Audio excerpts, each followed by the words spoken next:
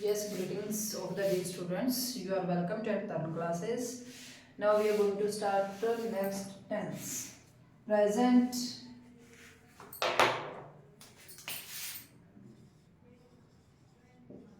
present perfect, continuous tense. Present perfect continuous tense. अब देखिए present में क्या होता है, प्रेजेंट में वर्ब की फर्स्ट फॉर्म लगती है ना। और परफेक्ट में क्या होता है, परफेक्ट में हैज और हैव लगता है। कॉन्टिन्यूअस में क्या होता है, मैं साथ के साथ लिखती जाती हूँ। प्रेजेंट परफेक्ट में हम क्या यूज करते हैं, हैज और हैव। और परफेक्ट है, परफेक्ट में हमेशा थर्ड फॉर्म यूज होती है, तो प्लस में हम थर्ड फॉर्म यूज करेंगे। प्लस कॉन्टिन्यूस, कॉन्टिन्यूस में हमेशा क्या होता है, वर्ब की फर्स्ट फॉर्म के साथ आईएनजी यूज होता है ना। अब देखिए आप कहोगे मैम यहाँ V3 और यहाँ V1, यहाँ वर्ब की थर्ड फॉर्म, यहाँ वर्ब की फर्स्ट फॉर्म, ये दोनों एक साथ कैसे हम करेंगे। कुछ टीचर्स ये रटवा देते हैं has have been plus verb की थर्ड फॉर्म प्लस आईएनजी। हमें इसको रटना नहीं है, ठीक है। ये टेंडेंसी छोड़ देनी है रटने की, वरना बहुत से टीचर्स ये करवाते हैं जब टेंस करवाते हैं subject plus verb plus helping verb main verb फिर ऑब्जेक्ट, है ना। ये वाला हमने रटना छोड़ देना है, हमने समझना है कि यहाँ क्या और किस तरह से आया है। अब देखिए हैज और हैव परफेक्ट में होते हैं हमेशा, जो वक्त हो चुका होता है ना। अब इसके साथ ये थर्ड फॉर्म क्यों आई है, मैंने क्यों लिखा है। अब कॉन्टिन्यूस है, यहाँ वर्ब की फर्स्ट फॉर्म के साथ आईएनजी कॉन्टिन्यूस है, तो आईएनजी में आएगी कंटिन्यूस में फॉर्म। अब देखिए जो वर्ब की फर्स्ट फॉर्म है ये हेल्पिंग वर्ब के बिना यूज नहीं होती कभी भी, और जो हैज हैव है ये थर्ड फॉर्म के बिना यूज नहीं होता कभी भी, ठीक है। अगर अकेला अपनी हेल्प बेस वर्ब में आए तो अलग बात है, वरना हेल्पिंग वर्ब होती है जहां हैज हैव, ये थर्ड फॉर्म के बिना यूज नहीं होता। अब देखिए इसको हमने थर्ड फॉर्म देनी है, इसको हमने हेल्पिंग वर्ब देनी है। अगर हम इसको मेन थर्ड फॉर्म देते हैं तो इस वर्ब का कोई मीनिंग नहीं रह जाता, बल्कि मेन यही होती है कंटिन्यूअस में। तो बी वर्ब की फॉर्म होती है जिसका अपने आप में कोई मीनिंग नहीं होता है, ठीक है। ये हेल्पिंग वर्ब भी होती है, मेन वर्ब भी होती है, बट ये इसको अपना मीनिंग देने के लिए किसी की हेल्प की नीड होती है और ये दूसरों की हेल्प करती है। तो हमें बी की थर्ड फॉर्म लेते हैं हम, यहाँ बी, इसकी रिक्वायरमेंट भी पूरी हो जाती है हैज और हैव की, और इधर से इसको हेल्पिंग वर्ब चाहिए होती है, तो ये हेल्पिंग वर्ब के तौर पे इसके साथ वर्क करती है। क्लियर आया समझ में। तो अब क्या होता है, हैज हैव के साथ बीन इसलिए आता है, प्लस वर्ब की फर्स्ट फॉर्म के साथ आईएनजी आता है। अब देखिए मैं सेंटेंस देती हूं आपको, he has been coming in this class for last 2 years, ठीक है। अब मैंने कहा he has been coming in this class for last 2 years, वो पिछले 2 साल से इस क्लास के साथ कंटिन्यू है, मीन्स पिछले पास्ट के टाइम से कंटिन्यू है और अभी भी चल रहा है। ऐसी कंडीशन में इसका यूज होता है जब पास्ट में कंटिन्यू होता है और अभी भी चल रहा होता है। दूसरी बात मैंने यहाँ यूज किया है फोर। अब आप कहोगे मैडम यहाँ तो सिंस भी आता है, सिंस कहाँ यूज होता है, सिंस और फोर का जो फोर होता है ये यूज होता है पीरियड ऑफ टाइम के लिए, और जो सिंस है ये किसमें यूज होता है, ये यूज होता है पॉइंट ऑफ टाइम के लिए। ये आपसे प्रेपोजिशन में भी पूछ सकता है फॉर और सिंस, और ये टेंस में भी साथ लगवा के पूछ सकता है आपसे। मेनली जब आपसे फॉर और सिंस का क्वेश्चन आएगा तो वो प्रेपोजिशन में ही होगा। सिंस इट मींस अगर मैं कहूं कि वो he has been coming in this class dash since 1985, या कुछ भी मैं लिखूं 2020 टू, वो 22 से इस क्लास में आ रहा है। इट मीन्स यहाँ तो मैंने पॉइंट दे दिया, हमें नहीं पता कि कितना लंबा पीरियड हुआ है उसे आते हुए, सिर्फ मुझे स्टार्टिंग का पता है कि 2022 में उसने आना शुरू किया था। जो 4 है यहाँ हमें सिर्फ इतना पता है, अगर मैं 4 का यूज करूँ तो मैं लिखूंगी 4 years। इट मीन्स मुझे पता है कि वो 2 साल से आ रहा है, बट मुझे ये नहीं पता कि उसने स्टार्टिंग कब किया था। 4 और सिंस में ये डिफरेंस है। ठीक है, चलो ये तो बता दिया। अब हम मेन मुद्दे पे, अपने सेंटेंस पे आते हैं। अब देखिए इसमें क्या है, ये एफर्मेटिव सेंटेंस है। He has been coming in this class for last 2 years। वो पिछले 2 सालों से इस क्लास में कंटिन्यू आ रहा है। ठीक है, अब इसमें क्या है, ये पॉजिटिव सेंटेंस है, एफर्मेटिव है। अगर इसी को ही आपको नेगेटिव बनाना होता है तो हेल्पिंग वर्ब हमारी कौन सी है, हैज। बी तो as a third form use करते हैं हम इसको। ठीक है, तो हम हेल्पिंग वर्ब के बाद क्या लगा देते हैं नेगेटिव बनाने के लिए, not. He has not been coming in this class for last 2 years। वो पिछले 2 सालों से इस क्लास में नहीं आया है ना। तो नेक्स्ट सेंटेंस देखिए, the teacher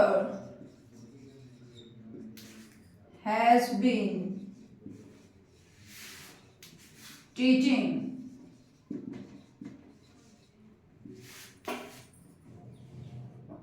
since 2 o'clock। The teacher has been teaching since 2 o'clock। Teacher 2 बजे से पढ़ा रहा है ना। तो अब हम इसका नेगेटिव बनाएंगे तो क्या आएगा, ओनली सब्जेक्ट के बाद हेल्पिंग वर्ब के बाद क्या लगा देंगे हम, नॉट। तो इसका नेगेटिव क्या बनेगा, the teacher has not been teaching since 2 o'clock। अगर यहाँ प्लूरल है, मैं लिखूं the teachers, the boys have been playing, और मैं कहूँ द बॉयज, अब ये प्लूरल हो गया, प्लूरल के साथ हम यूज करते हैं हैव। ठीक है, ये सिंगुलर था, सिंगुलर के साथ हैज यूज किया, यहाँ भी ही सिंगुलर है, सिंगुलर के साथ हैज यूज किया। यहाँ बॉयज क्लियर है, the boys have been playing for 1 hour। लड़के 1 घंटे से खेल रहे हैं। ठीक है, समझ आया आपको किस तरह से सिंपल सेंटेंस बनता है इसका। अब इसके आगे मैं आपको बताती हूँ, नेगेटिव भी बना दिया, इंटरोगेटिव किस तरह से बनता है। हाँ जी, देखिए ये सेंटेंस है, they have been working on this project for a week. What will be its interrogative negative. तो हमें पता है कि हम हेल्पिंग वर्ब के बाद, चलो मैं बना ही देती हूँ, दे हैव हेल्पिंग वर्ब आ गई, इसके बाद हम लगा देंगे नॉट। हमेशा हेल्पिंग वर्ब को फॉलो करता है नॉट जब हमें नेगेटिव बनाना होता है। They have not been working on this project for a week. पूरा सेंटेंस सेम रहता है, हमें सिर्फ नॉट यूज करना होता है हेल्पिंग वर्ब और मेन वर्ब के बीच। अगर हमें इसका इंटरोगेटिव बनाना है तो हम क्या करते हैं, हेल्पिंग वर्ब को सब्जेक्ट से पहले यूज कर लेते हैं। ठीक है, इसको क्रैमिंग नहीं करनी है, रट्टा नहीं लगाना है कि हाँ है पहले आ जाएगा या है पहले आ जाएगा। इंटरोगेटिव बनाने के लिए सिर्फ आपको इतना अपने माइंड में रखना है कि जो भी हेल्पिंग वर्ब है उसको स्टार्टिंग में ले लेना है, बाकी जो कुछ भी बचा उसे सीरीज में हमें लिख देना है। अब इसमें हेल्पिंग वर्ब क्या होता है, तो हैव हम आगे लेंगे, हैव, उसके बाद सब्जेक्ट सेम वही, दे, नॉट, बीन, बाकी पूरा सेम, और लास्ट में क्वेश्चन मार्क। और अगर नेगेटिव इंटरोगेटिव नहीं बनाना है तो हम नोट हटा देंगे, हम क्या लिखेंगे, have they been working on this project और लास्ट में क्वेश्चन मार्क। क्लियर। अब मुझे लग रहा है कि आपने present indefinite, present continuous, present perfect और प्रेजेंट परफेक्ट कॉन्टिन्यूअस टेंस के थ्रू आपको रूल्स पता चल गए होंगे कि किस तरह से एफर्मेटिव से नेगेटिव, नेगेटिव से इंटरोगेटिव, एफर्मेटिव से इंटरोगेटिव किस तरह से बनाई जाती है ना। अगर मैं कहूँ कि वो कब से कर रहे हैं, क्यों कर रहे हैं, WH वर्ड हमने यूज करना है तो वो कहाँ यूज करना है। जो भी आप इंटरोगेटिव, सिंपल इंटरोगेटिव बना लीजिए पहले सेंटेंस को, जो भी सेंटेंस बनाया है ना, आपको सपोज दैट आपके टीचर ने कहा कि they have been working on this project for a week, इसको इंटेरोगेटिव में चेंज कीजिए WH वर्ड लगा के, वाई या व्हेन या वेयर लगा के, ठीक है। तो जो भी आपको टीचर देता है, वाई या व्हेन या फिर वेयर, जो भी WH वर्ड देता है, सिंपल इंटेरोगेटिव बना के उसके आगे रख दो इनको। अब देखो ये है हैव वाला पूरा सेंटेंस मैं इसके पीछे लिख दूंगी। फिर have they been working on this project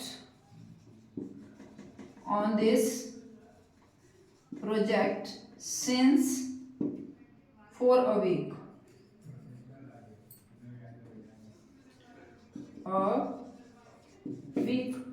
ठीक है, क्वेश्चन मार्क। और अब ये है it has not been snowing since night, पिछली रात से स्नोइंग मीन्स बर्फ नहीं गिर रही थी। अब देखिए इसी को ही इंटेरोगेटिव बनाओगे तो आप क्या लगाओगे, इंटेरोगेटिव में सबसे पहले हेल्पिंग वर्ब हैज और बाकी पूरा sentence same. Has it not been snowing on this since last night?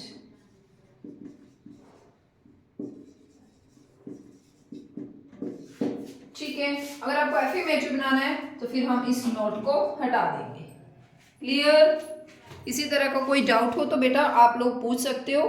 अब हम इसका आगे करते हैं, इसके यूजेस कि हम प्रेजेंट परफेक्ट कॉन्टिन्यूअस टेंस को कहाँ यूज कर सकते हैं। जो एग्जामिनर क्वेश्चन पुट करता है ना, वो यही पुट करता है, आपको सेंटेंस देगा, उसमें वर्ब की फॉर्म फिल करनी होती है। वो आपको कब पता चलेगा, जब आपको ये पता चलेगा कि इस टेंस का यूज कहाँ कहाँ होगा।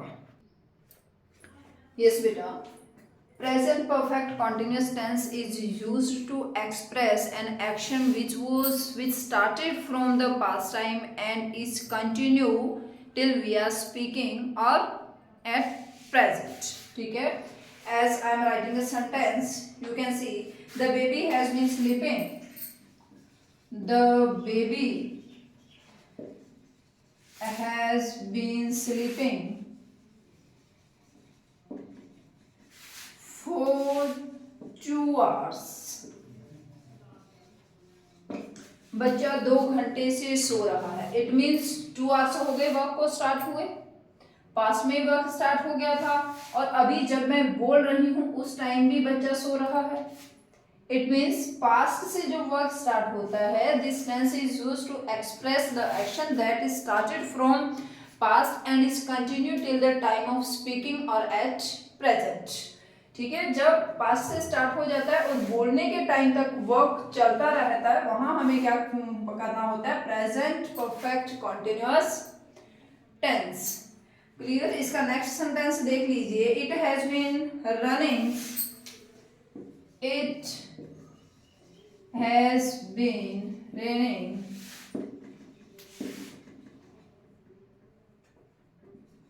it has been raining since early morning.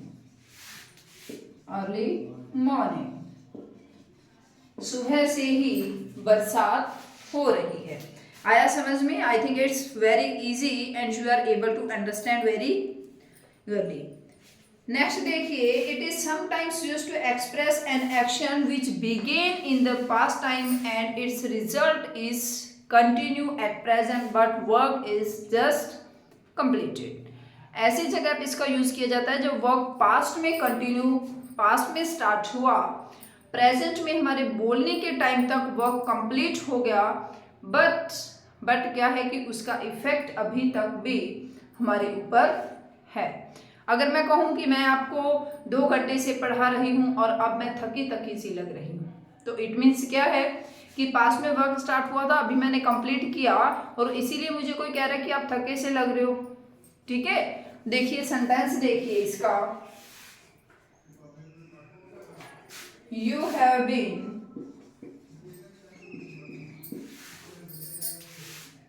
working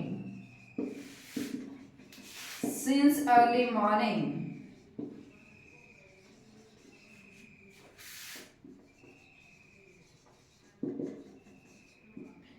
and look very exhausted। ठीक है, ऐसा लगता है कि आप लोग काफी थके हुए हो। EXHAU, सॉरी EXHAUSTED, ऐसा लग रहा है कि you have been working since early morning, आप सुबह जल्दी से वर्क कर रहे हो, इसीलिए लगा है कि यू लुक वेरी एग्जॉस्टेड, ऐसा लगता है कि आप बहुत थके हुए हो। इट मीन्स वर्क कंप्लीट कर दिया और फिर वो कहता है कि आपने सुबह वर्क स्टार्ट किया था और अब ज्यादा थके हुए लग रहे हो। इसमें क्या आएगा, यहाँ जो हमें वर्क ये शो करता है कि वर्क कंप्लीट हो गया, वहां तो पास्ट फॉर्म आएगी, ठीक है। और जो ये दिखाता है कि उस वर्क की वजह से आप हुए हो, इसमें इफेक्ट पास्ट में आएगा, और जो वर्क है वो प्रेजेंट परफेक्ट कंटिन्यूअस में आएगा, ठीक है। अच्छे से समझ आ रहा है? ये सेंटेंस आपको कंफ्यूज कर सकता है, इसको स्टार लगा लेना कि एग्जाम्स में, कंपटीशनल एग्जाम्स में ऐसे सेंटेंसेस आपसे कई बार एग्जामिनर पूछ लेता है। नेक्स्ट देखिए, ऐसा सेंटेंस जिसमें स्टार्टिंग में, ये आप लोग चाहे तो वैसे है तो ये रटने वाला सेंटेंस ही, और अगर आपको समझ आ जाता है तो भी अच्छी बात है, इजीली समझ आ जाए। ऐसा सेंटेंस जो फॉर हाउ लॉन्ग से स्टार्ट होता है, फॉर हाउ लॉन्ग, देखिए जो समझने वाला उसको बहुत अच्छी तरह से समझ आ जाएगा। फॉर हाउ लॉन्ग, कितने टाइम से, ठीक है। अब कितने टाइम से मीन्स वो वर्क पास्ट में कंटिन्यू हुए, पास्ट में स्टार्ट हुए, तभी तो उसे पता चला ना कि कितने टाइम से आप खेल रहे हो, कितने टाइम से आप पढ़ रहे हो, कितने टाइम से आप अपनी कंप्लेन कर रहे हो। तो इसी से हमें क्या पता चलता है कि जो वर्क है वो पास्ट में कंटिन्यू था। How long, for how long has she been complaining. ये थोड़ा टफ सेंटेंस बन गया, थोड़ा सा इजी बनाते हैं इसको, थोड़ा सा टफ सेंटेंस पड़ेगा ये आप लोगों को। इजी सेंटेंस देखिए इसका,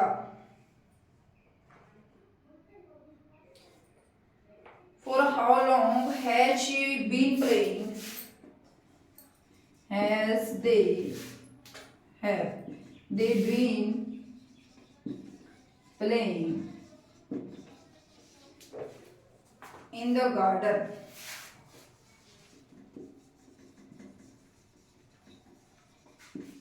वो मैं हेडा को लेके बना रही थी, मुझे लग रहा था कि वो सेंटेंस आपको थोड़ा सा परेशान करेगा। ये बी है, ठीक है।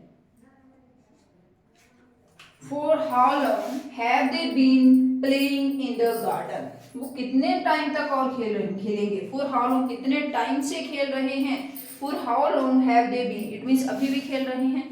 अगर मैं पूछूं कि आप कितने टाइम से पढ़ रहे हो, इट मीन्स आपने पास्ट से स्टार्ट किया, तभी मुझे पता चला है, और तभी मैं आपसे पूछ रही हूँ, मैंने आपको पढ़ते हुए देखा, इट मीन्स आपने पास्ट में शुरू किया और अभी भी आपका वर्क कंटिन्यू है। तो ऐसे वर्क के लिए जिसमें स्टार्टिंग से फॉर हाउ लॉन्ग हो, ठीक है। अगर फॉर हाउ लॉन्ग नहीं है तो आप सिंपल लिख सकते हो, उसमें मैं आपसे डायरेक्ट पूछ सकती हूँ कि आप कितने टाइम से पढ़ रहे हो, ठीक है। बट इसमें फॉर हाउ लॉन्ग आते ही अगर ये फॉर हाउ लॉन्ग फ्रेज आपको मिलता है तो आपको प्रेजेंट परफेक्ट कंटिन्यूअस टेंस का यूज करना है, ठीक है।